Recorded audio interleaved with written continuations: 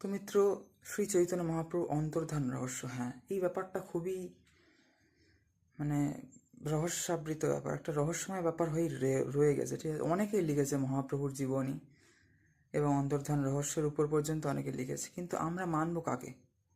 যারা অথেন্টিক, যারা চৈতন্য মহাপ্রভুর শিষ্য, যেমন বৃন্দাবনের গোস্বামীরা বা অনেক মহান মহান ভক্তরা যারা পুরীতে, নবদ্বীপে এবং বৃন্দাবনে ভজনা করেছেন, মহাপ্রভুর শিষ্য হিসেবে খ্যাত, তাদের কথাই তো আমরা মানব, তাই না?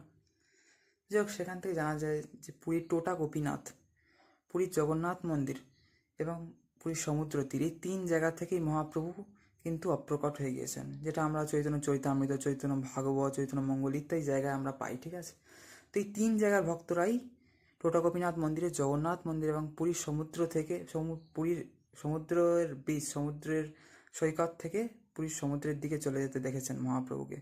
তো তিন জায়গার ভক্তদের কাছে এটা একটা রহস্যাবৃত জায়গা ছিল। তো সেই জন্যে কিন্তু বলা হয় মহাপ্রভু তিনটে প্রকাশ হয়ে গিয়েছে।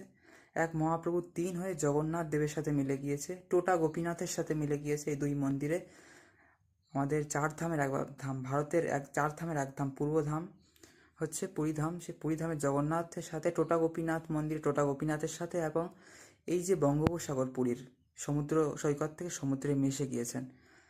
তো এইভাবে যেমন অযোধ্যায় সরয়ূ নদীতে শ্রীরামচন্দ্র জল সমাধি নিয়েছেন, তেমন জল সমাধিও নিয়েছেন, আবার বিগ্রহের সাথেও মিলে গিয়েছেন। যেমন বলে মীরাবাই বিগ্রহের সাথে মিলে গিয়েছেন, কেউ বলে দ্বারকায়, কেউ বলে বৃন্দাবনে, যাই হোক আর কি।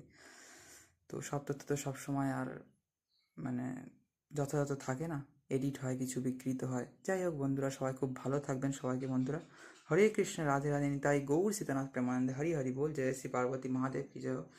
জয় সীতারাম, জয় শ্রী রাধেশ্যাম, জয় শ্রী পার্বতী মহাদেব, জয় শ্রীরাম। মিত্র সবাইকে হর হর মহাদেব, ওম নমঃ শিবায়। শিবরাত্রি আশা করি সকলে ভালোই কাটিয়েছেন। ঠিক আছে বন্ধুরা, সবাইকে হরে কৃষ্ণ, রাধে রাধে। জয় শ্রী বৃন্দাবন ধাম কি জয়, শ্রী নবদ্বীপ ধাম কি জয় হোক।